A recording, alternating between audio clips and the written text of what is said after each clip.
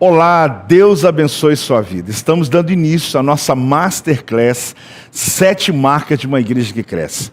É uma alegria para mim poder estar aqui com vocês mais uma vez. E antes de entrarmos no conteúdo, eu gostaria que vocês escrevessem aqui no chat de onde é que vocês são, de onde estão participando dessa aula. Escreva aqui embaixo no chat a cidade que vocês moram e qual o nome da igreja que vocês fazem parte. Bom, gente, para quem não me conhece, meu nome é Joel Pereira, sou pastor fundador da comunidade evangélica Projeto Vida em Volta Redonda. Sou casado com a apóstola Silvia, juntos nós temos 4 filhos.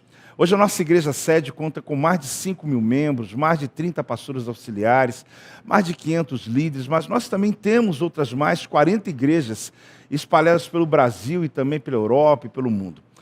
Olha, para liderar um ministério dessa magnitude, com o Projeto Vida, é hoje, graças a Deus, planejamento e organização não são opcionais, mas sim obrigatórios. Existem muitos pastores e líderes que até experimentam um crescimento, um avanço em seus ministérios, mas não conseguem organizar os projetos e ações das suas equipes. E aí eles adquirem uma nova profissão. Além de tudo, ele vira um bombeiro, porque é toda hora aparecendo algum incêndio para ele apagar. Gente, não dá. Se você que está me ouvindo agora tem ou sonha em ter um ministério grande, uma igreja relevante, pujante, que realmente cause uma transformação na vida das pessoas e da sua cidade, você precisa aprender a organizar e planejar aquilo que acontece. E dentro das 7 marcas de uma igreja que cresce, nós vamos falar muito sobre isso. E eu quero aproveitar para te lembrar que esta não será uma aula comum, não.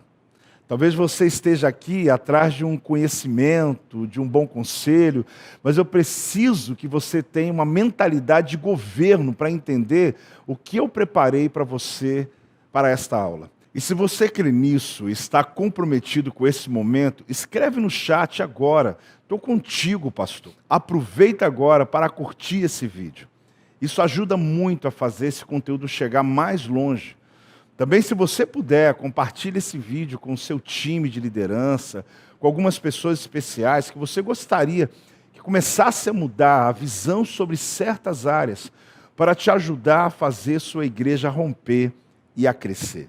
Amém? Espero muito que você faça isso, meu querido. Agora, antes de eu poder compartilhar meu conteúdo, eu quero falar sobre algumas frases, assuntos que pastores trazem para mim. Por exemplo, o sonho que todo pastor tem de ter uma igreja grande, mas que muitos vão perdendo esse sonho no caminho. Desejam tanto romper, mas encontram certas dificuldades. A dificuldade, por exemplo, de ganhar almas. Às vezes até diz, mas não é meu talento, não é meu chamado, meu dom é o dom de evangelista. Você precisa entender que existem respostas para essa questão quando você tem uma equipe que pode exatamente preencher essas partes da tua vida e ministerial. A dificuldade no discipulado. É claro que todo discípulo ele tem muita expectativa de que o pastor principal, que carrega a visão, seja aquele que passa a visão. Necessariamente não existe um método para se fazer isso. Você pode usar várias maneiras e técnicas que a gente precisa compreender isso na nossa mentoria sobre as 7 marcas. A dificuldade em tornar o time de liderança em pessoas engajadas. Meu Deus do céu. Já percebeu que às vezes começa tão bem? De repente aquele discípulo, aquela ovelha que orava com você de madrugada, se envolvia com tudo, e de repente você ordenou ele pastor. Ele já agora não vem mais à reunião, não vem aos cultos, e esse engajamento já não acontece. É uma falta de comprometimento dos líderes com a missão da igreja. É como se eles trouxessem para você, às vezes, um monte de ideias que não tem nada a ver com a visão que Deus te deu. Eles vêm trazendo para você algumas questões que às vezes não compreende a visão, esse comprometimento. Como alcançar esse comprometimento? Como eu estou com vontade de estudar com você, de ensinar para você sobre essas 7 marcas hoje na nossa Masterclass, mas também na nossa mentoria, como você vai poder crescer nisso. Mas esse momento aqui hoje é muito importante para você. O sentimento de que tudo depende do pastor. Parece que ele é que tem que carregar tudo. Claro que você vai perceber que uma das marcas de qualidade, né, de uma igreja que cresce tem a ver que ninguém é tão empolgado quanto você. Mas você vai entender como acender o fogo, como espalhar esse entusiasmo na vida de outros. O medo de ser traído e ter uma igreja rachada. Esse medo, meu Deus. Eu terminei uma mentoria, não tem muitos dias, de pastores que governam. Aliás, que experiência tremenda. Eu pude perceber na história, testemunhos de pastores, que eles estavam extremamente desistidos. Eu tenho um, de fato, que compartilhou comigo, que ele entrou na mentoria com o objetivo assim, a minha última tentativa. E um dos maiores problemas que ele estava vivendo é exatamente porque ele foi traído. Isso tirou, é como se drenasse as forças dele. Você precisa entender que há não só um caminho de cura para a sua vida, mas há uma resposta tremenda a tudo isso. A dificuldade também de entender o que fazer para provocar o crescimento da igreja. Porque o desafio não é receber uma visão. É como Gideão, que recebeu ali, ele foi encharcado, né? O manto, o novelo de lã, que a gente chama na Bíblia, encharcou Gideão, mas ele precisava que aquela visão encharcasse quem estivesse à volta. E às vezes nós temos a dificuldade de transportar isso na vida dos nossos discípulos. Você sabe que a dificuldade não é definir estratégia, é a convicção que o líder precisa ter de que Deus deu a ele a estratégia. Porque a dúvida, ela rouba de você as decisões importantes. Então o maior problema é que não basta amar vida sem organização. As pessoas se sentem, às vezes, desprezadas. Então a gente tem que entender que se eu quero realizar uma obra, realmente ter resultados, eu preciso que essa estratégia que Deus me entregou, eu tenha tanta convicção dela que quando eu abrir a minha boca, eu vou envolver outras pessoas. Preste atenção numa coisa. Você não consegue convencer alguém daquilo que você ainda não conseguiu se convencer. Então preste atenção, e eu quero contar para você, inclusive, uma história que eu vivi. Que um momento muito difícil, né, que enfrentei no ministério, porque não tive a oportunidade que você está tendo agora. Sim. Teve gente me perguntando assim, mas apóstolo, por que essa mentoria? Por que esse projeto? Eu quero dizer que as dores que eu senti, as dores que eu vi muitos líderes sentirem, que às vezes eu mesmo não tinha resposta para eles como não tive para mim, eu precisei buscar muito, prestar muita atenção, observar muito, não só leituras, não só me assentar numa classe, não só aprendendo a teologia, mas compreendendo na prática, ouvindo a dor de muitos. Eu me lembro quando eu tirei minhas primeiras férias, meu Deus, foi tão interessante porque eu já havia começado o Projeto Vida, a igreja tinha 5 anos pelo menos.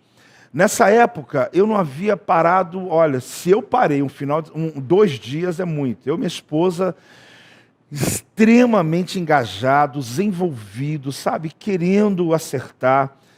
Éramos formados em teologia. Já havíamos passado tempo no campo missionário. Mas eu trabalhava de maneira muito centralizadora. E às vezes eu não conseguia passar para a minha equipe a mesma entrega, a mesma disciplina, de poder passar para eles a disposição que a gente tinha de chegar mais cedo, abrir igreja, ligar som, limpar os banheiros, arrumar a classe das crianças, ajeitar tudo. Eu não tinha obreiros de tempo integral.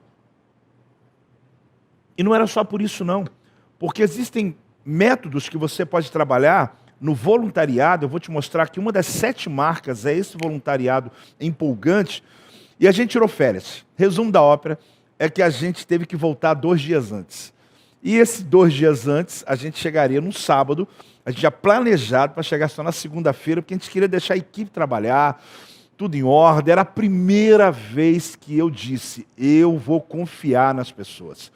Eu tinha aprendido uma frase, né, que eu prego até hoje, sobre onde há concentração de poder, há concentração de demônios. E eu descentralizei o poder. Cheguei na igreja e nossa estrutura sempre foi o seguinte, chegue 1 hora antes. Desde o início, na garagem, no galpão. Hoje a equipe aqui chega 2 horas, mas na época a gente chegava pelo menos 1 hora antes. Gente, eu cheguei a 1 hora antes. Ainda bem que eu tinha uma chave reserva. Eu havia dado, não disse para eles que eu tinha chave reserva. Eu cheguei, igreja fechada, tudo desligado, obviamente, ninguém esperando. Eu e minha esposa corremos, ligamos tudo, a equipe estava toda já, ou seja, organizamos a equipe. Eu achei que eu havia organizado. Simplesmente, quando eu peguei o violão, comecei o culto, porque eu nunca atrasei, né? Essa é uma das métricas do nosso, da maneira que trabalho. A gente não atrasa culto há 31 anos, a gente começa sempre na hora. Aí você vai dizer, cara, eu não quero te ouvir não, porque você é muito metódico. Não. Eu vou te provar que existem marcas importantes que você provoca as pessoas, elas se sentem bem, elas se sentem respeitadas. Quando eu estou tocando, começou a aparecer o primeiro obreiro, veio o segundo, o músico chegando com o violão na mão. Pensa na cara deles, desespero deles, porque eu aprendi a ligar som, aprendi a tocar, e graças a Deus, e ali eu comecei o culto, né? Só que as pessoas chegaram e foi muito triste para mim. Porque, na verdade, ok, resolvemos o problema. Mas eu saí dali dizendo, meu Deus, eu não posso nem tirar férias. Eu não posso nem sair. E não só o problema de que eu não posso descansar. O problema de eu ter 5 anos de igreja e ainda não poder confiar na minha equipe. Agora, como que eu vou ouvir alguém como você que passou 5 anos e não conseguiu organizar a equipe? Ouça sim. Porque foi essa dor que provocou na minha vida a posição de poder organizar. A grande verdade é que os anos passaram. Nós sofremos um avivamento 2 anos depois desse tempo. A gente precisou organizar a casa porque nós não suportamos o crescimento. Eu contarei sobre isso mais à frente na minha mentoria. Porém, interessante, hoje na Masterclass eu quero te mostrar exatamente algumas decisões que tomei. Começou a pandemia. É interessante que 3 meses antes, ou seja, dezembro de 2019, dezembro do final do ano, antes da pandemia, eu fiz uma reunião na minha casa com a minha equipe. E eu dizia para eles o seguinte, eu tinha rascunho disso guardado. Olha, eu não sei o que está para acontecer. Eu não sei, mas eu sinto que a gente tem que adiantar alguns processos da mídia. Nós vamos precisar planejar melhor nossa mídia. Nossa transmissão online não é boa.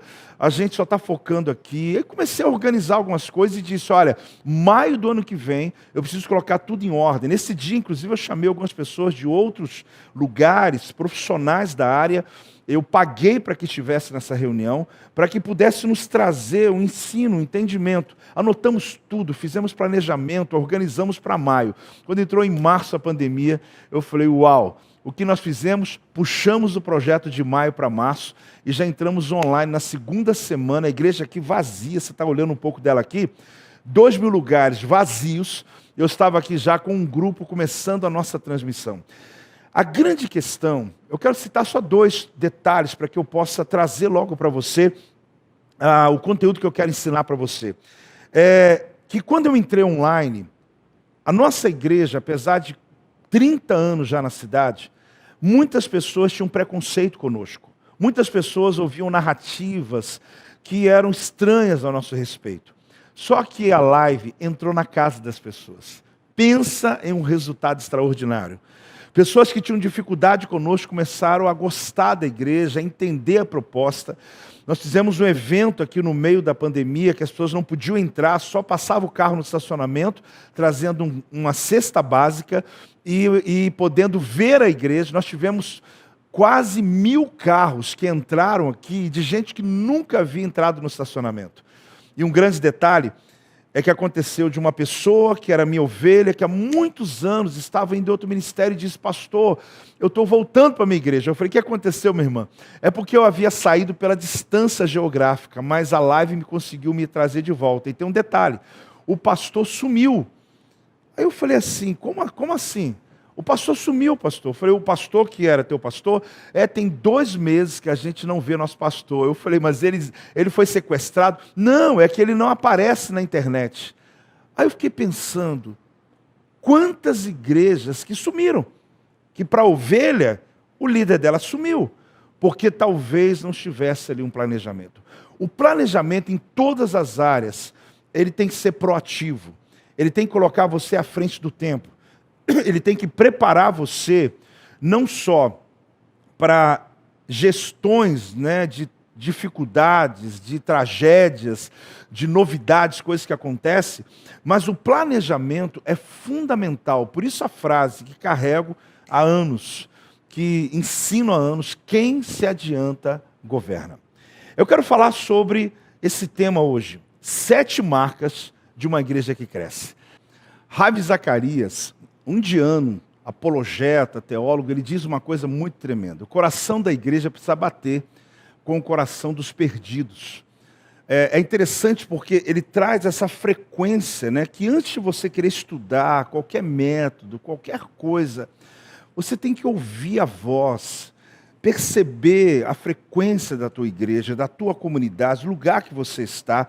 O profeta Zacarias diz que voz que clama no deserto, é como se dissesse todo o deserto, todo o território tem uma voz.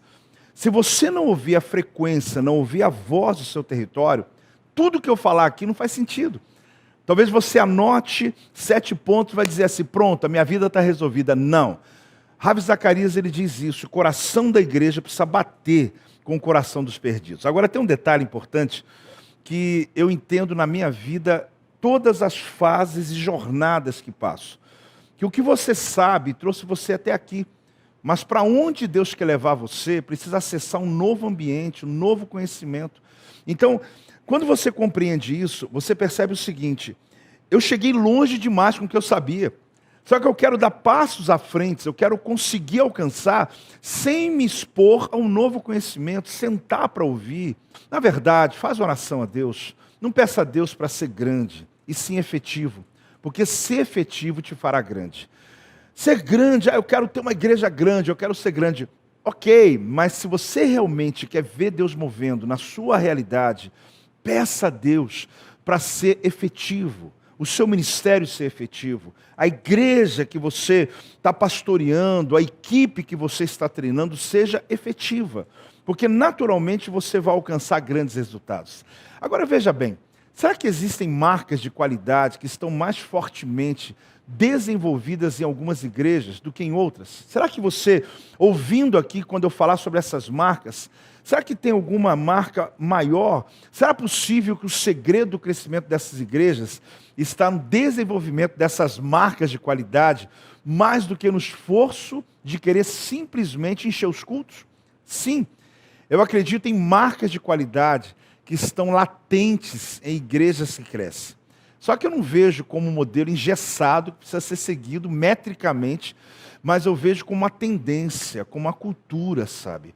Algo que está presente nessas igrejas que crescem. É interessante que, além de pastorear uma igreja há mais de 30 anos, a oportunidade que eu tenho de ir a alguns lugares, de visitar ministérios, eu tenho percebido uma coisa sem querer fazer pesquisa, só observação.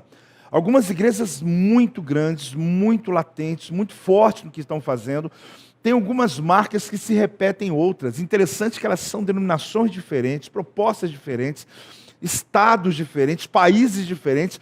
Quando eu chego, eu falo, meu Deus, isso aqui parece, isso aqui se parece, isso aqui se parece. Por isso, quando eu te falar sobre as 7 marcas, fique muito atento, porque você vai perceber que não se trata de um estudo de um livro só. Claro que eu leio muitos livros, mas não se trata só de uma classe, de um professor que veio e trouxe ali metodicamente marcas, não. Para mim é muito empolgante poder conhecer novos desafios e responder a perguntas que são guardadas de tantos líderes na sua caminhada ministerial.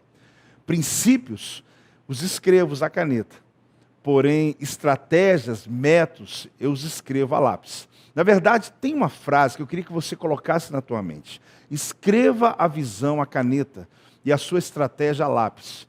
Por quê?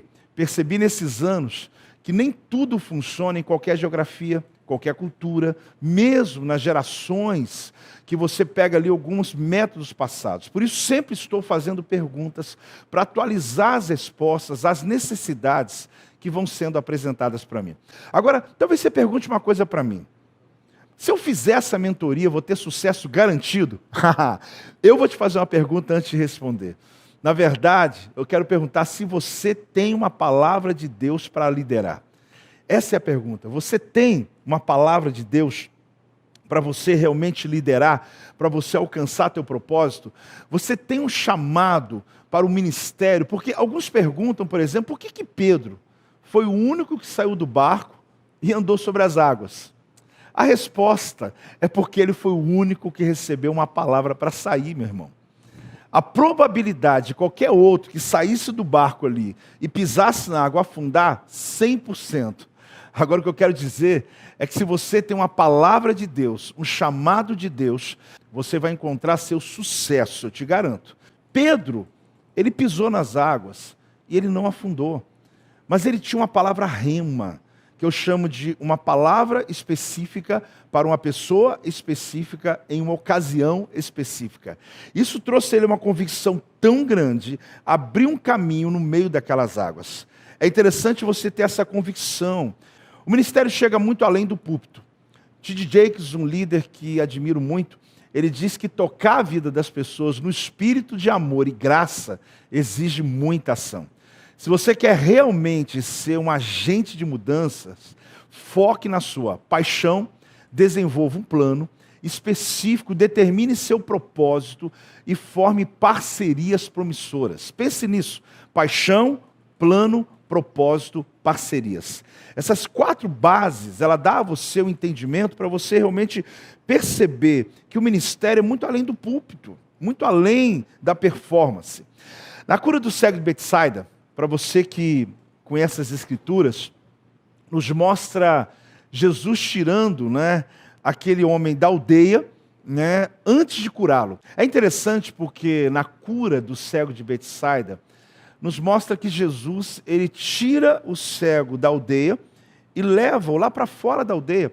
O que me chama a atenção é que Jesus estava indo para Cesareia de Filipe, para Bânias, chamada assim hoje, e ele passando por Betsaida, algumas pessoas trouxeram o cego e queriam que Jesus tocasse nele, lógico, para curá-lo.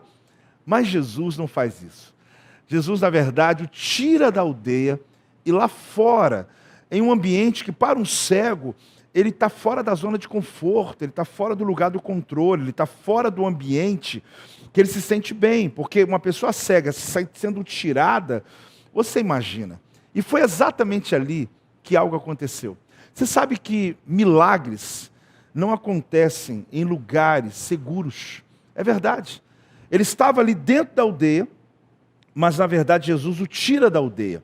E nesse projeto, quando Jesus, com a sua saliva, cospe, põe a mão sobre os olhos do cego e pergunta: o que você está vendo? Ele está vendo homens como árvores, só que essas árvores estão andando. Então ele não consegue discernir bem porque está turvo, a visão não está muito clara. Eu vou dizer uma coisa para você. Jesus tocou a segunda vez para que ele pudesse ver claramente. E é o que Deus quer fazer aqui hoje. Talvez você está tendo uma visão, mas ela não está clara para você. Ela está turva para você. Você não consegue perceber. E Deus quer trazer clareza para que você entre o ano e saiba para onde eu vou levar o meu ministério, para onde eu vou levar a minha empresa, para onde eu vou levar a minha vida, para que eu vou fazer. Agora, sobre esse tema, sobre as 7 marcas de uma igreja que cresce, basta olhar na literatura sobre crescimento da igreja e você vai ficar assustado. Sabe por quê? São oferecidos muitos programas de eventos em cuja maioria há uma promessa. Eu tenho que ser honesto com você. A promessa é assim: faça como nós e vocês terão o mesmo sucesso. Só se for aonde isso, Como que eu posso simplesmente copiar e colar um modelo e dizer aqui vai funcionar nessa cidade? Como que eu posso simplesmente pegar algo que está pronto e simplesmente fazer? Muitos líderes estão frustrados exatamente por isso. Porque tomaram tantos métodos, já utilizaram tantos outros, e a igreja está encroada. Pelo contrário, ela está viciada esperando o próximo, e o próximo, e o próximo. O que eu quero te entregar aqui não é isso. Não existe essa receita. O que há é um entendimento da cultura, de ouvir a voz, de entender a frequência, como Ravi Zacarias disse, a frequência do teu lugar, e ali poder ter uma estratégia que alcance as pessoas. Em tudo isso é que a maioria dos conceitos apregoados se contradiz. Algumas igrejas defendem a construção de mega igrejas como o meio mais eficaz de saturar a sociedade com o evangelho. Outras deduzem o tamanho ideal da igreja a pequenos grupos. Há igrejas que creem que o culto totalmente direcionado para o incrédulo é o segredo do sucesso. Já tem outra que garante que o culto deve ser o lugar da adoração e da edificação para os cristãos. Algumas igrejas exaltam novas estratégias de marketing como método irrefutável de crescimento de igreja. Outras realizam com sucesso a edificação de igreja sem jamais ter ouvido falar de marketing. Creio que um dos grandes problemas nessa discussão toda seja o fato de não se ter observado com precisão suficiente a diferença entre modelo, que tem a ver com conceitos que qualquer igreja, em qualquer lugar, tenha tido bons resultados, e princípios. Princípios é aquilo que vale para todas as igrejas da terra. Por isso, vários modelos têm reivindicado validade universal, enquanto muitos princípios que podem ser demonstrados como válidos universalmente são erroneamente colocados como um entre muitos modelos, que precisa exatamente entender que não é exatamente ter um modelo e você vai colocar em prática e vai funcionar. Tudo isso que eu disse são possíveis marcas de qualidade de uma igreja que cresce. Eu quero falar uma coisa para você. Eu queria que você prestasse muita atenção no que eu vou dizer para você. Quem precisa de sinais são leigos. Por que eu quero te ensinar isso hoje? Você sabia que José, chamado José do Egito, ele já sabia 7 anos antes que ia vir um tempo de escassez, um tempo de necessidade. E por isso, quando isso aconteceu, ele pôde preparar-se a ponto de que a escassez não chegou na casa dele, não chegou no governo dele. Você sabia que os irmãos de José, eles só perceberam a escassez quando eles olharam e viram a vaca magra ali, quando eles viram as espigas secas, depois que a terra já não dava mais fruto, que o céu já não tinha mais chuva. Só que José já sabia disso há 7 anos antes. Por quê? Porque ele caminhou por uma visão. Eu quero dizer uma coisa para você, só pessoas leigas é que precisam esperar uma tragédia acontecer para que ele possa tomar uma atitude na vida. Já percebeu que se eu chegar ali fora, você agora sair e olhar assim e dizer, meu Deus, está tendo um vento, tem nuvem, estou percebendo que vai chover. Aí alguém diz para você, meu amigo, todo mundo sabe que vai chover, você não está percebendo que os sinais estão claros, tem até chuva já caindo.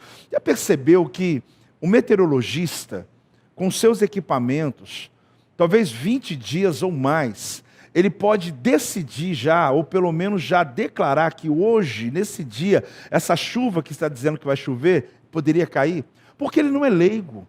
Eu sou leigo, eu vou ter que chegar ali e ver nuvem, vou ter que ter vento, eu vou ter que ver um monte de sinais para poder dizer que tem chuva. Agora, por que quando o marido coloca a mala no carro dizendo, estou indo embora, a esposa diz, meu casamento está acabando? Na verdade, já está acabando, já tem 1 ano. Só que como leigo, precisou de acontecer uma tragédia agora para perceber isso. Por que o indivíduo chega no médico e quando o médico diz, olha, você vai morrer e não tem jeito, mas 6 meses é o máximo de vida. Você encontra o endereço da academia, você começa a se cuidar. E aí, por que isso? Por que alguns pastores veem a sua igreja decrescendo, o povo indo embora, as perdas acontecendo e não procura ajuda, meu Deus? Por quê? Você não deve fazer assim, porque só leigo é que espera a tragédia, o problema chegar, a igreja sucumbir, as pessoas irem embora, quando está com dívida, quando não tem dinheiro para aluguel. Essa pessoa é leiga, ele vai procurar ajuda. Agora, não, eu não. Quando eu começo a perceber que algumas coisas não vão bem, eu vou atrás de ajuda. Eu quero ir a alguém que já passou pelo que eu já passei, que já escreveu alguma coisa, que tem algo para me dizer, para que eu possa perceber exatamente qual o caminho que eu vou seguir. Então você precisa entender essa percepção no teu ministério, você precisa compreender isso, para que você possa não agir somente no meio de uma tragédia, de um momento difícil da tua vida. Você precisa então entender que marcas são essas. A primeira marca de uma igreja que cresce, visão clara. Meu Deus, você precisa ter clareza da visão. Eu costumo dizer para líderes uma coisa que eu aprendi com Neemias: ande antes de falar. Não sai logo passando a visão de algo que você recebeu. Andar antes de falar foi o que Neemias fez antes de fazer um desafio, um projeto de 52 dias. Por quê? Entenda uma coisa na tua vida. Só depois que ele entendeu a tragédia, o problema, que ele logo liberou o entendimento, a visão de construir os muros de 52 dias. Você precisa entender que ninguém vai ficar tão empolgado quanto você. Ninguém. Na verdade, você é quem acende o fogo à sua volta. Não tem jeito. Se você quer, de fato, que as pessoas sejam envolvidas na visão, você primeiro precisa ser envolvido na visão que Deus lhe deu. Ter convicção do que Deus lhe deu. Então, uma marca muito forte é uma visão clara, onde todos podem acessar. É interessante que na história de Israel, os utensílios do templo, havia a menorá. A menorá de 7 pontas é interessante porque aquela que é a vela principal, chamada lâmpada servo, é a central. De um lado tem 3, do outro lado tem 3. Essa vela central é uma vela que não pode apagar. Essa parte central, é interessante que toda vez que o sumo sacerdote entrava no santo lugar para trocar o azeite, limpar os tubos das 3 de um lado, 3 do outro, que haviam se apagado na madrugada, o que acontece é que a vela principal não se apagava. Mesmo durante o processo onde o sumo sacerdote estava trabalhando ali. Por quê? Porque depois que ele acendia as 3, as 3 de cada lado, ele novamente agora, ele apagava a lâmpada central. E essa lâmpada apagada é como Deus te dando a oportunidade de receber um novo azeite. Só que ele só apagava quando as 3 estavam acesas, quando a tua equipe está acesa, quando todos já receberam a visão, quando a visão está sendo espalhada. Agora Deus te dá a oportunidade de trocar o teu azeite. Por quê? Porque a lâmpada servo é a lâmpada que sempre vai estar acendendo todas as outras. É interessante que nessas marcas de qualidade, ou essas marcas, das igrejas que crescem, você vai perceber algumas coisas muito importantes. Uma ideia pode incendiar um ambiente, como pode perder o seu combustível no primeiro momento da sua explosão. Aí você descobre o seguinte: nós perdemos todas as oportunidades que Deus tem dado para nós quando nós alteramos a percepção delas com as nossas inseguranças. Quando você não tem convicção. Então, revelar uma visão prematura, em geral, garante menos que uma morna recepção. O que significa isso? Ande antes de falar. Tenha certeza do que Deus mostrou a você. Tenha convicção do que Deus te trouxe. Agora, essa visão tem que estar forte dentro de você. Não é só do dia que a igreja começou, não é só o dia que você foi chamado. Meu Deus, você precisa ser tocado, visitado como Sara, em Gênesis capítulo 18, no versículo 1, 2 e 3, quando 3 anjos vêm, e um deles dá a notícia que Sara ficaria grávida. A Bíblia diz que ela riu. Aliás, eu acho que você também já fez isso, porque eu já fiz. Sara não riu de Deus, Sara não riu da profecia, Sara riu dela. Ela não acreditava que ela poderia ser o ponto principal daquela visão que Deus estava trazendo, porque às vezes nós não acreditamos que Deus está olhando para nós e vendo tanto em nós. Agora aconteceu algo extraordinário. Quando aquela visão entrou dentro de Sara, o corpo dela continuou o mesmo, mas o interior dela, ela recebeu ali mudança, os ciclos hormonais mudou, a fisiologia dela mudou internamente, e ela agora estava nova por dentro para receber um sonho que seria Isaac. Eu vou dizer uma coisa para você, líder que está me ouvindo, uma das marcas principais de uma igreja que cresce é a visão de um líder, porque essa visão te rejuvenesce, essa visão, ela te empolga, ela envolve as outras pessoas, ela leva que todos possam realmente acreditar no que está sendo mostrado para você. É interessante porque John Maxwell é um grande líder, Ele diz uma coisa que eu concordo com ele: a verdadeira medida da liderança é a influência, nada mais, nada menos. Nada mais, nada menos. Essa é a verdadeira medida de uma liderança. É aí que você percebe que uma pessoa que tem a unção, que tem a influência sobre a sua equipe, esse causa um grande impacto. Então, olha, pede a Deus, que Deus te dê uma experiência, uma visão tão poderosa, como Ele deu a Sara, a ponto de que o corpo, quem olhava para ela dizia, ela está velha, mas Deus olhou dentro dela, é dentro de você. Não tem a ver com idade. Talvez você está me ouvindo aqui, apóstolo, isso não é para mim mais, eu estou ouvindo aqui, mas é a geração que vai vir, é outro povo que vai vir. Não, você está enganado. A nossa geração, a geração pós a minha, antes da minha, está pronta para provocar um grande impacto. Sabe o que eu quero dizer para você? Deus está para fazer algo extraordinário em nossa nação. E o quanto você se preparar é importante para o crescimento que você vai ter. O que Deus tem falado comigo, eu vou mandar um crescimento tão grande, mas vai ser proporcional ao quanto você puder suportar. Suportar, querida, é o quanto você sabe, é o quanto você preparou, é o quanto você treinou a sua equipe. Então entenda uma coisa, por que uma igreja que tem uma visão, ela tem muito mais probabilidade de um crescimento? Uma igreja sem metas, é como um navio sem destino.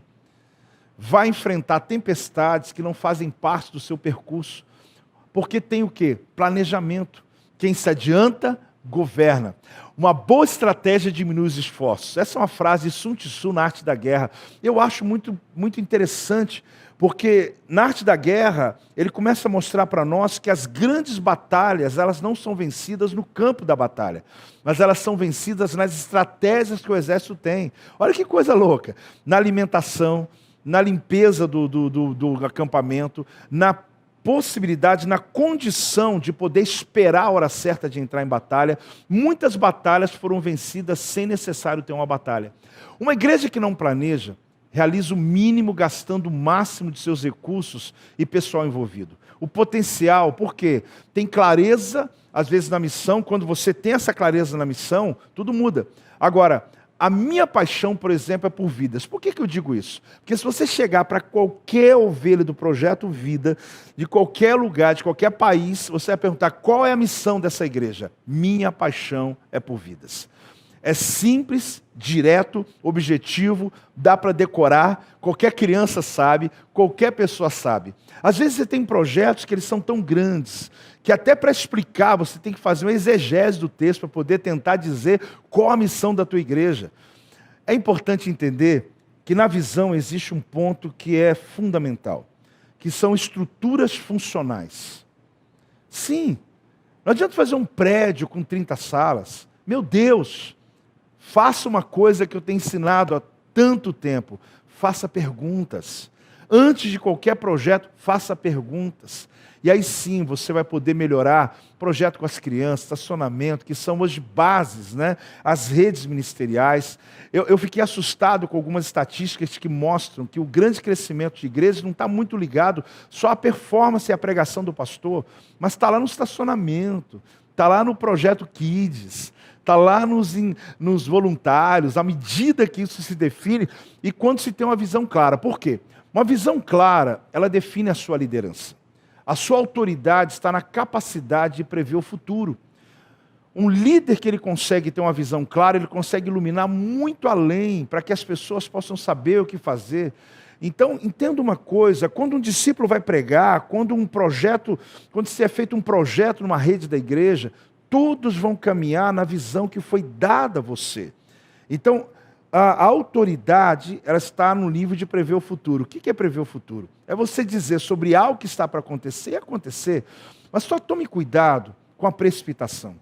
Porque muitos projetos natimortos, eles morrem dentro de uma sala. Muitas visões, elas são esfriadas, são perdidas. Porque é exatamente isso. Porque não se teve convicção primeiro. Então sempre há um trabalho nos bastidores que precisa ser feito antes de você contar a sua visão para qualquer pessoa. Tem uma proclamação que direciona os ministérios. É importante perceber o seguinte, que igrejas que têm flexibilidade e adaptação a mudanças são igrejas que estão rompendo. Você sabe que tem uma outra marca de qualidade, uma marca de igrejas que crescem, que é fundamental, que é o voluntariado a partir dos dons. Opa, pega isso aí. Ah, mas me interessa só a primeira, já estou saindo. Não, você não pode perder, porque cada uma dessas marcas vão trazer um nível de entendimento. Ah, mas eu não sou o pastor da minha igreja. Você imagina o quanto você vai poder ajudar seu pastor? Você imagina o quanto esse ensino vai poder dar a você a capacidade de discutir de uma maneira mais correta sobre certos temas. Preste atenção. Voluntariado a partir dos dons. Mas por que não colocou só voluntariado? Por que não é só voluntariado? É o voluntariado a partir dos dons. Nós criamos uma escola de dons, onde a pessoa, ao final do curso, ela consegue perceber qual o dom latente que ela tem. Esse material é muito tremendo porque quando nós chamamos voluntários, não chamamos só para dar uma ajudinha, não chamamos só para poder dar uma forcinha, não chamamos aquele que fala, eu quero limpar banheiro. Não, meu irmão, vamos ver se você tem aptidão para isso. E o mais tremendo do dom é quando você age dentro do teu chamado.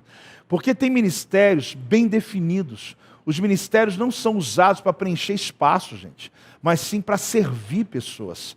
Cada ministério liderado por pessoas que têm um chamado para aquele ministério.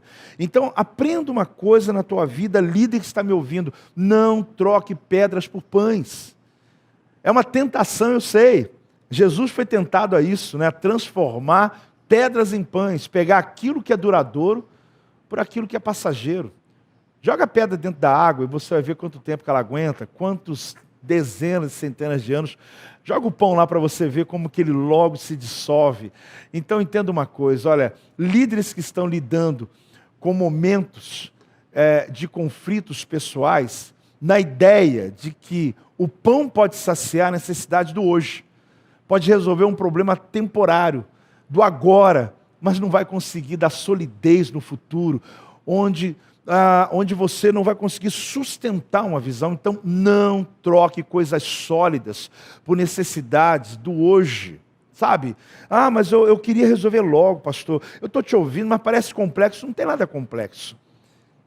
Eu comecei a aprender quando eu comecei a fazer perguntas, quando eu comecei a buscar respostas para aquilo que eu estava sofrendo. Mas o dia que eu consegui essas respostas, eu comecei a perceber que as dores dos pastores de liderança à minha volta, elas também eram relevantes para que eu pudesse ajudá-los a sair daquela condição. Quando a gente fala sobre voluntariado, a gente bate numa tecla muito importante. Modelos que às vezes a pessoa diz, olha, eu vou começar varrendo aqui, mas um dia eu estou pregando lá, né? Sabe aquela visão meio que eu estou aqui embaixo, sofrendo? Não, querido.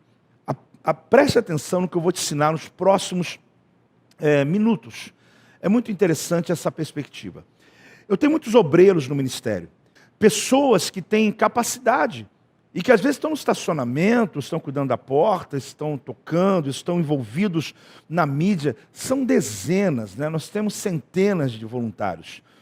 Agora a questão da aptidão é tremenda, porque tem uma curiosidade em um filme da Pixar, da Disney, que esse filme se chama Soul, e tem uma frase chamada "Isso é água". Essa frase ela foi dita por conta de um músico, né, de jazz. Esse músico ele tinha um sonho. O sonho desse músico era tocar com uma determinada celebridade. Ele estava apaixonado por isso, ele se preparou uma vida para isso. Ele era um bom músico, mas ele considerava a vida dele, por ser uma pessoa que não era conhecida, que não podia tocar para a multidão, que aquele talento todo estava encroado. Aquela sensação que uma pessoa tem, que está ali trabalhando numa área da igreja, alguém diz, você devia estar pregando.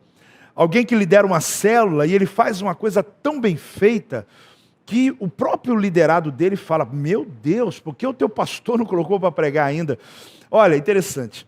No filme diz o seguinte, esse músico tocou com essa celebridade, ele conseguiu o que ele queria. E quando chegou ao final do show, ele fez uma pergunta assim, e amanhã, como será? O filme Soul da Pixar, da Disney, e amanhã, como será? Ele acabou de sair do show, ele está na adrenalina lá em cima, ele está todo empolgado. Sabe aquele dia que você esperou conseguir pregar? Eu agora cheguei, agora estou pegando o voo, estou viajando, sei lá, as pessoas começam a criar. Aí, aquela cantora famosa, ela diz assim, amanhã faremos tudo de novo. Quando ela diz isso, o semblante dele cai. Porque ele disse, como? Eu esperei a vida inteira. Eu achei que ia ser diferente. Ele fala, eu achei que algo... Aí, aquela cantora, antes de ir embora, conta uma história para ele. Haviam 2 peixinhos no oceano. E o sonho que esses 2 peixes tinham é de conhecer o oceano. Eles estavam em uma parte da água do oceano. E estava vindo um peixe ancião nadando em direção a eles. E os 2 peixes, muito empolgados, disseram assim para aquele peixe ancião, por favor, apresente para nós o caminho do oceano, o nosso sonho é conhecer o oceano. E aquele ancião disse para aqueles 2 peixinhos, disseram o seguinte, vocês já estão no oceano. E eles olharam para aquele ancião e disseram, mas isso é água. E naquela hora, aquela cantora famosa foi embora e deixou aquele jazzista que do mesmo jeito que ficou como os 2 peixes, dizendo, mas espera aí, amanhã eu vou fazer a mesma coisa? Então isso quer dizer que tocar para uma multidão é a mesma coisa que eu fazia quando tocava para meus alunos? Eu vou dizer uma coisa para você. Esse texto é de David Foster Wallace. Ele faz esse texto numa formatura americana, quando ele está mostrando às pessoas que aquilo que você está achando que vai ser, você já está no oceano. Quem lidera uma célula já está no oceano, você já está pregando. Quem cuida de uma parte, está escrevendo um texto, ele já está no oceano. E eu tenho ensinado a minha equipe exatamente isso. Você não está aqui para poder crescer para outro lugar. Seja o melhor no que você faz. Porque no estacionamento você pode alcançar vidas. Aliás, já foi provado que a pessoa, quando chega na igreja, o primeiro impacto que ela tem é exatamente ali. Então o que eu quero te mostrar é que você já está no oceano. E você precisa aprender isso, entendendo claramente sobre cada aula da mentoria que você vai receber. Agora, qual é o terceiro nível? O terceiro nível, a terceira marca é treinamento e ensino na formação da equipe e liderança. Preste atenção nisso. Treinar sua equipe é fundamental. Por quê? Eles precisam ver o que você está vendo, meu filho. Na narrativa acima, quando eu falei sobre Betsaida, ficou claro que ele foi curado em 2 momentos. Aquele cego viu, mas turvo, de repente ele conseguiu ver por inteiro. O que eu percebo na minha experiência é que muitas equipes, elas não evoluíram na visão que foi dada ao líder por falta de treinamento constante. Preste atenção, treinamento constante. Essa marca aqui, ela é negociável, aliás, nenhuma delas. Seja a visão, seja o engajamento dos voluntários, seja esse treinamento, nenhuma delas é negociável. Então, alguns dos seus discípulos, eles estão vendo de forma turva. E por isso eu citei lá em cima a frase: não há milagres em lugares seguros. Existem pessoas que Deus levantou para tirar você de Betsaida. Jesus levou ele para fora de Betsaida. Depois ele cospe, faz lá o milagre, ele vê de maneira turva. Eu estou vendo algo, alguns de vocês estão começando a ver algumas coisas, um pouco de luz já atravessando a escuridão, estão começando a ver, talvez consiga até construir. Você chegou até aqui com o que você viu, com os vultos que você viu. Pois a nossa visão, ela passa por fases. Então, nessa metáfora, ele cresce, essa visão vai crescendo à medida que eu me afasto da aldeia. Olha que interessante. Jesus, ele disse, olha, não volte na aldeia. Estou falando do cego, tá? Ele disse para o cego, não volte na aldeia. Porque, na verdade, a aldeia representa tudo que limita o conhecimento que nós embarcamos, o conhecimento que nós carregamos, o que nos trouxe até aqui. Parabéns! Eu diria que você chegou longe, eu também. Mas Deus quer nos expor a algo novo para essa próxima fase. E eu estou aqui muito engajado nisso, porque eu tenho uma percepção de que algo muito diferente, amplo, poderoso está para acontecer na igreja do Brasil. Você precisa estar pronto para isso. No treinamento da minha equipe, existem alguns axiomas que são muito fortes. E um deles é a diferença de cumprir ordem e cumprir a missão. Eles têm que aprender uma coisa, que eles não podem só cumprir uma ordem que eu dou a eles, mas eles precisam de fato cumprir a missão, ou seja, se necessário improvisar, improvisa. Então, a visão de um discípulo, ela vai se revelando por partes, ela vai se revelando de forma gradativa. Então você como líder precisa treiná-los para que eles possam romper, para que eles possam chegar, para que eles possam ver também aquilo que você está vendo. Agora, porque tem uma equipe treinada, é por isso que alguns ministérios estão rompendo. Você não precisa dos melhores, ei? Você não precisa dos melhores. O que você precisa é, com os disponíveis, torná-los melhores. Há uma frase citada no Brasil afora, que a autoria dela, alguns dizem, John Wesley, e já foi dito que foi de Einstein. Essa frase é linda. Deus não chama os capacitados, mas capacita os chamados. Se você quer treinar alguém, capacite aqueles que estão prontos, que são chamados. Porque a gente pensa, eu tenho que chamar os melhores. Não, Deus não chama os capacitados, mas capacita os chamados. A unção abre portas, mas é o treinamento que mantém a porta aberta. Você tem muita gente ungida, querido, mas se não houver treinamento, você não consegue manter. Agora, faça perguntas, pois lhe farão perguntas. Por quê? Toda vez que você tiver um projeto, para que você possa romper nesse projeto, faça muitas perguntas. Porque você vai chegar diante da sua equipe e eles farão de você, ou farão muitas perguntas, com o propósito que você quer chegar. Antes de eu entrar na próxima marca, aprenda uma coisa. Quando o profeta Ageu, ele chegou diante do caos, que era a reconstrução do templo, a reconstrução de Jerusalém, ele encontrou 3 grandes problemas: desinteresse, e exatamente você percebe desencorajamento e insatisfação. O desinteresse é resultado da falta de informação. É exatamente isso. Ele não tem esclarecimento. A falta de interesse em relação a alguns assuntos também vem pela ignorância a respeito deles. O desencorajamento, ele vem por não se sentir como parte do projeto. E a insatisfação, ela vem do imediatismo. A pressa, né, tem essa força de realização, mas com a insatisfação ela vem porque é um sentimento de tarefa que foi realizada, mas não foi. Então preste atenção numa coisa: antes de você receber a 4ª marca, que é importante das igrejas que crescem, aprenda que no desafio do treinamento é necessário que você coloque a sua equipe ciente de onde você está indo. Pessoas não têm dificuldade de seguir um líder. O que elas têm dificuldade é de seguir alguém que não sabe para onde está indo. Ela segue você até no deserto, se você disser que sabe para onde está indo. 4ª marca, 4ª qualidade, 4ª marca de uma igreja que cresce.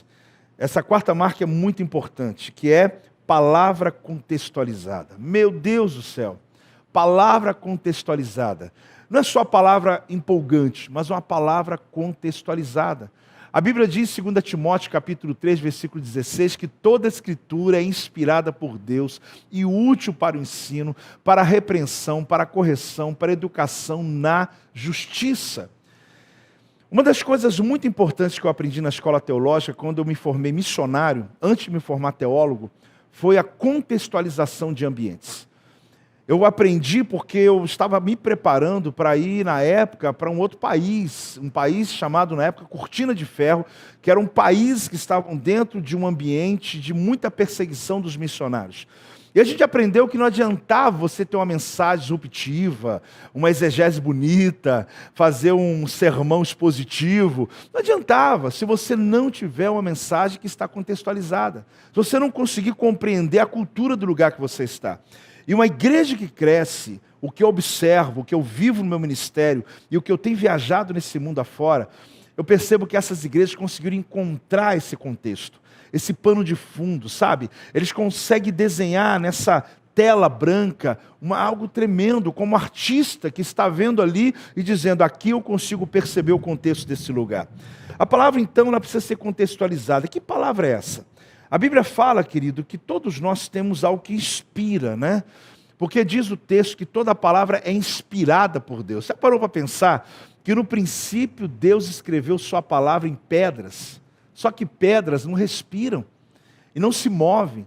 Assim ele inspirou homens que respiram e os inspirou a transmitir através de suas escritas. A palavra inspirar é soprado por Deus. Olhe bem, inspiração é ação através da qual o ar, perceba uma coisa, ele sai dos seus pulmões. É como ele está dizendo o seguinte, que quando Deus ele entra nos seus pulmões, significa o nível de influência.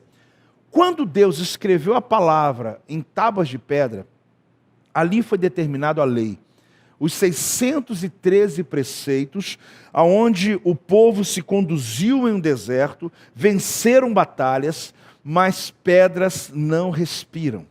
Pedras também não inspiram. E por isso Deus resolveu trazer a palavra no coração do homem. E Ele colocou dentro de você. Isaías capítulo 55, versículo 11 diz, assim será a palavra que sair da minha boca. Não voltará para mim vazia, mas fará o que me apraz e prosperará naquilo que a designei. Você percebe que toda palavra tem uma instrução? O que esse texto está dizendo aqui é que toda palavra tem uma instrução dizendo ela não voltará vazia. Assim como a terra era sem forma e vazia, e a palavra foi preenchendo o que estava vazio, cada palavra de Deus tem uma missão. Olhe bem, cada palavra de Deus tem uma missão, preencher espaços vazios. Deus lhe deu uma palavra para o teu território. Uma igreja que rompe, uma igreja que cresce, a marca de qualidade é a palavra contextualizada. A tua palavra vai preencher os vazios dos ambientes, do lugar que você está. Mas uma coisa a gente tem que se lembrar, que conhecimento em excesso gera vazio, né? É um acúmulo, conhecimento em acúmulo ele gera um vazio e a palavra preenche. Quanta gente com tanto conhecimento, mas não rompe. Por quê? Porque só gera questionamento e não rompe, só gera crise. Então, aprenda uma coisa antes de a gente passar para o próximo ponto, que você vai querer saber qual a próxima marca. Qual é essa próxima marca?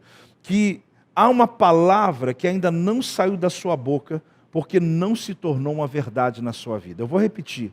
Há uma palavra que não saiu da sua boca, porque não se tornou uma verdade na sua vida. Você precisa deixar que essa palavra te encha.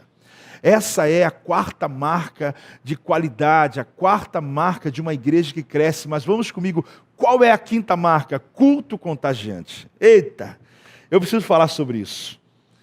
Não tem jeito, meu Deus do céu. Preste atenção. Olha os últimos cultos que você participou. Mas apóstolo, como que eu vou dizer que um culto não é bom se o Espírito de Deus está lá? Sim, o Espírito de Deus está lá. O Senhor Jesus está lá. Mas, meu Deus, às vezes nós entramos em lugares que nós não queremos voltar. Porque pareceu mais um culto fúnebre do que algo que contagiou as pessoas. As pessoas já chegam com suas lutas, seus problemas. E pode acreditar, essa quinta marca de qualidade, ela é fundamental para que rompa o teu ministério, para que você possa alcançar crescimento. Se você sonha em ter um ministério grande, não é em ser grande. Eu já te disse, precisa ser grande, seja eficiente. Mas em ter uma igreja que realmente impulsionada, aprenda. Você precisa ter um culto contagiante. Você sabe o que acontece? Será que esse culto contagiante tem a ver com as músicas que se cantam? Sim. Vamos conversar sobre isso. Aliás, uma das forças, parte muito forte da mentoria que aconteceu há tempos atrás, foi quando a minha equipe também entrou comigo na sala para ensinar. O meu líder da adoração, do voluntariado, da administração, e puderam trazer algumas coisas. Na parte da adoração, do louvor, ele trouxe algumas coisas assim, não é modernas, mas atualizadas, é diferente. Que, olha, eu vi testemunho de pastores dizendo, mudou tudo. Meu Deus, meu culto estava confuso. Eu estava realizando uma adoração longa, às vezes muita fala, muito movimento, muita coisa sem sentido. Ah, mas vocês então que têm a resposta de tudo. Não, eu faço pergunta todo dia. Nós não temos a resposta finalizada. Nós escrevemos, querido, aprenda uma coisa. Os nossos métodos estão escritos todos a lápis. Agora, a nossa visão, aquilo que são princípios que nós alcançamos, a caneta. Porque esses não vão mudar. Agora, as estratégias, a lápis, porque se precisar eu apago. E logo já volto ali com novas estratégias. Porém, o que eu estou ensinando para você agora, está escrito a caneta, meu irmão. Eu estou falando sobre culto contagiante, é olhar desde a igreja primitiva, olhar a história da igreja e perceber, igrejas que crescem são igrejas que permanecem nesse aspecto. E tem uma coisa muito interessante, que além de ter um culto organizado, eu pensei que culto contagiante era desorganizado, pastor. Era aquela coisa assim, todo mundo fala. Não, pelo contrário, existe ordem, existe começo, existe propósito para tudo. Ninguém fala porque simplesmente falou, eu tenho lá um recado para dar. Não, as coisas são pensadas, porque o Espírito Santo não precisa de ser consultado na hora. Ele pode ser consultado na segunda, na terça, na quarta, já dizendo para você o que ele quer fazer naquela celebração. Tem algo da cultura judaica que é muito interessante. A cultura judaica nos amplia em muitos aspectos. Eles acreditam que toda criança que nasce está revelando a divindade de Deus na terra. Por isso, muitos filhos, né? Agora, já parou para pensar que quando eles têm um filho, eles estão dizendo, essa criança trouxe algo dentro dela. Mas está certo? Em Jeremias você vai ver que Deus visitou, antes do nascimento dele, na eternidade. Deus já plantou a eternidade dentro daquela criança. E quando aquela criança nasce, ele vem com algo que não havia na terra ainda. Você já parou para pensar? Eu tenho 4 filhos, você que tem seus filhos, que você deu a mesma instrução para os 4, como foi o meu caso, e todos eles reagem diferente, porque existe algo que nasceu com eles. Não é diferente, querido, quando nasce uma ovelha, quando há um novo nascimento, quando pessoas se convertem. Culto contagiante é culto que as pessoas são recebidas, culto que pessoas voltam para Jesus, culto que as pessoas entregam o coração a Jesus e diz a palavra que elas se tornam nova criatura. Aquela pessoa que nasceu ali, ela está trazendo para o ministério algo que não existe lá ainda. Eu penso assim. Ali está nascendo um novo ministério, não agora, mas ela vai descobrir o chamado que ela tem. Por isso, isso é tremendo, porque o culto, ele é exatamente a resposta àquilo que as pessoas estão buscando. Agora, por que uma igreja pode, de fato, ser uma igreja com grandes resultados, com essa marca de qualidade? Porque são cultos que inspiram, como disse, são organizados, que são tratados como evento, que tem tempo definido para cada ação, que não improvisa, vou improvisar aqui, não. As pessoas se preparam para aquele momento, que não tem congestionamento de programação. Sabe aquela igreja que tem culto todo dia, porque o pastor, ai meu Deus, assim é melhor que eu consigo pagar meu aluguel, eu preciso te ensinar sobre isso, pelo amor de Deus. O culto tem que ser um momento esperado. Talvez 1, 2 vezes na semana no máximo, onde você vai ver que as pessoas vão vir ávidas para romper. Além disso, porque tem criatividade. Surpreenda os seus membros. E é importante também o uso da tecnologia, sabia?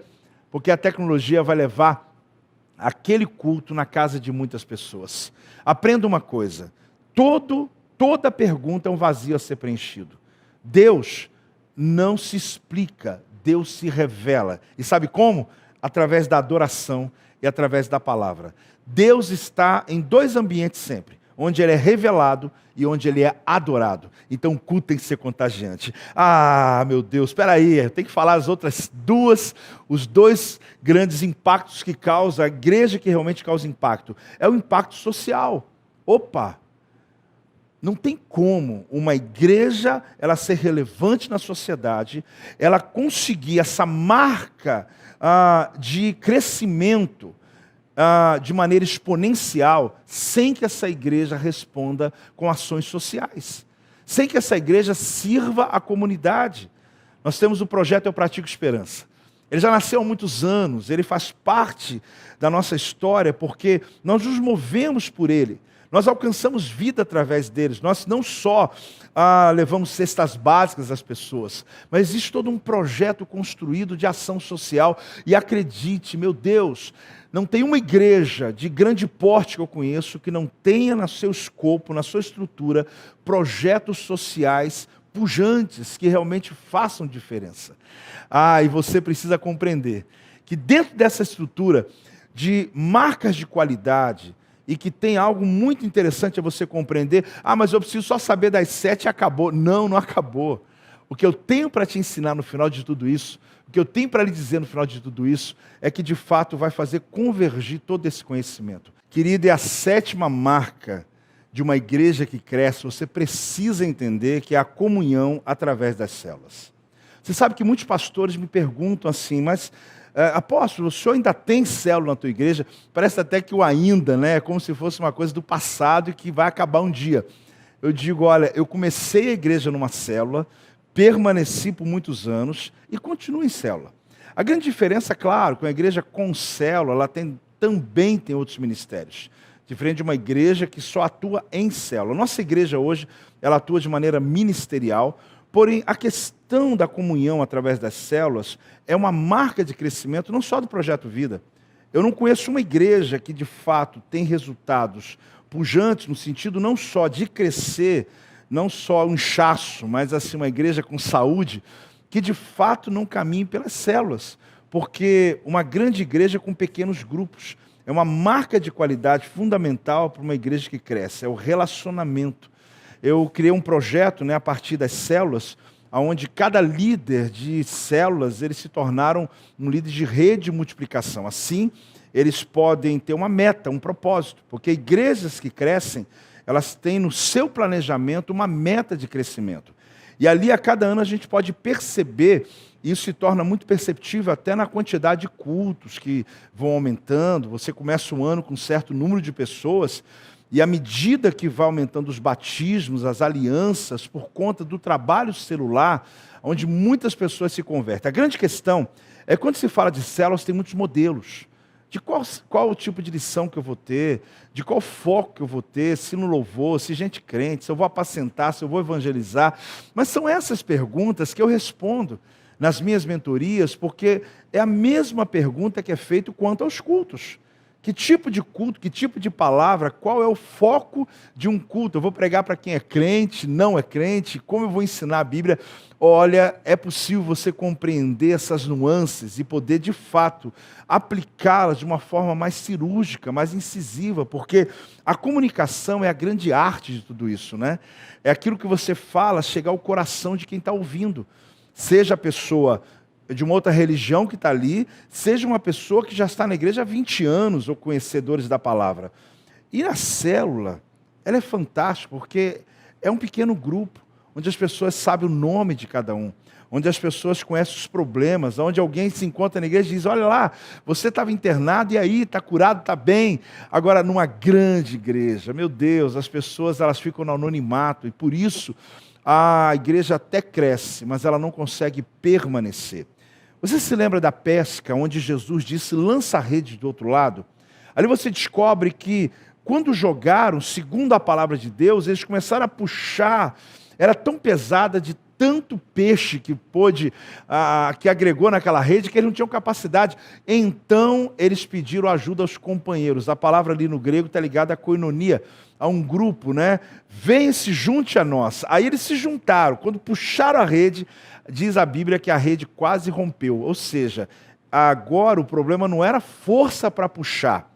Agora o problema era a rede suportar. A célula é como essa rede. Uma igreja tem muitos líderes, pessoas capazes, pregadores. Eu conheço igrejas que têm, você não tem dificuldade, você tem dezenas de pregadores, de líderes de louvor, pessoas prontas, crentes conhecedores da Escritura. Mas sabe qual é o problema? É que se não houver célula, a rede rompe. Você ganha muita gente, faz eventos estratégicos, criativos, você pode até ter as outras marcas de crescimento, como culto empolgante, palavra contextualizada, visão clara, uma equipe de voluntários, né, preparados, uma equipe treinada. Você tem todas as 6 marcas, mas se você não tiver essa marca, a rede vai romper e você vai perder a grande pesca que você pode alcançar na sua vida e no seu ministério. Agora tem um detalhe. Me disseram que eram 7 marcas, mas será que são só 7 marcas? Não. Eu tenho algo a dizer para você. Existe algo muito importante e fundamental que você compreenda nesse instante agora. Toda essa exposição que eu trago, ela não faria sentido, como lá atrás eu perguntei assim, será que se eu seguir tudo que esse apóstolo falava, vou ter sucesso? Eu disse, eu tenho uma pergunta a te fazer. Se você tem uma palavra de Deus, se você tem um rema de Deus, se tem um chamado de Deus em tua direção, e ouvir a minha mentoria, aí eu te garanto sucesso sim. Porque, na verdade, o que eu chamaria de 8ª marca é um líder posicionado. Preste atenção. O que você vai ouvir agora nos próximos minutos é extremamente importante para que tudo possa concatenizar, possa fazer sentido na tua vida. Então, um líder posicionado é um fundamento para que você possa realmente entender que tudo parte de você. Ei, o que cresce não é a igreja, quem cresce é o líder. É muito ruim ouvir o que eu vou te falar, mas uma igreja cresce na proporção desse líder que está crescendo. Você não pode parar de crescer. Você não pode parar de se expor ao conhecimento. Essa mentoria que você está tendo a oportunidade, ela é fundamental para que você não seja uma tampa. Quando a igreja começa a romper, você mesmo é aquele que não consegue administrar o crescimento. O maior desafio de um atleta não é chegar na medalha, é manter a conquista, você sabe. Pessoas treinam muito tempo para chegar ao sucesso, mas elas não conseguem treinar para manter o sucesso. Aí entra o que nós chamamos, aonde o líder ele está posicionado. Então, queridos, tudo que um pastor quer é fazer a vontade de Deus, é pregar a palavra, é cuidar de pessoas. Mas uma igreja que cresce não vive só daquilo que queima no nosso coração. Pessoas têm necessidades diferentes, desejos diferentes, culturas, histórias, visões completamente diferentes. Preste atenção nisso. Em Atos capítulo 6, as pessoas estavam se convertendo, fazendo parte da igreja na qual os apóstolos de Jesus estavam cuidando. Gente, eram os apóstolos de Jesus. Nós estamos falando de Pedro, estamos falando de Tiago, estamos falando de João.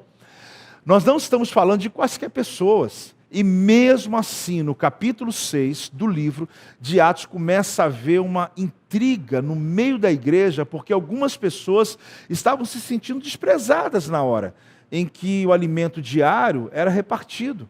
Então os apóstolos fazem algo brilhante. Constituem diáconos, ou seja, uma equipe de líderes aprovados pela igreja para cuidar da própria igreja, enquanto os apóstolos se preocupavam em orar, estudar a palavra. Você percebe que fundamento tremendo nós encontramos lá na igreja primitiva como algo tremendamente atemporal. Isso aí sim, anote a caneta, porque não vai mudar em nenhum momento. Sabe qual foi o resultado? O texto diz que a palavra de Deus se espalhava, crescia rapidamente em números de discípulos em Jerusalém. Esse é um sonho que eu e você temos. Meu Deus, como eu tenho esse sonho. E é exatamente isso que eu busquei no meu ministério e alcancei na minha liderança. Estou aprendendo sempre, investindo no conhecimento, investindo na minha vida, não só em leituras, mas em treinamentos, em cursos, em viagens. Mas acredite, olha, você tem que entender que ali, na igreja primitiva, houve um alinhamento, organização, estrutura, para que pudesse haver pregação da palavra, salvação e discipulado. Gente, entenda uma coisa, não basta dizer que ama, pregar um bom sermão de domingo, sem organização as pessoas se sentem desprezadas.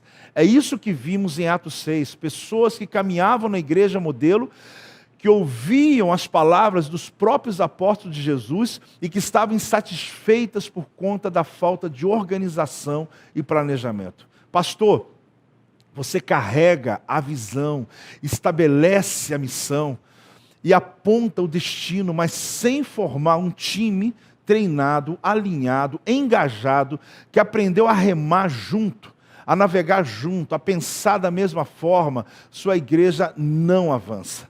Você precisa de pessoas para dividir o fardo, para aliviar sua agenda, para honrar seu nome quando você não estiver, para batalhar pela visão que Deus te deu, entregou para você. Mas para fazer isso, você precisa oferecer planejamento e organização. Porque senão, o peso que você vai dividir não é o peso da obra de Deus, mas das suas falhas e da sua própria desordem.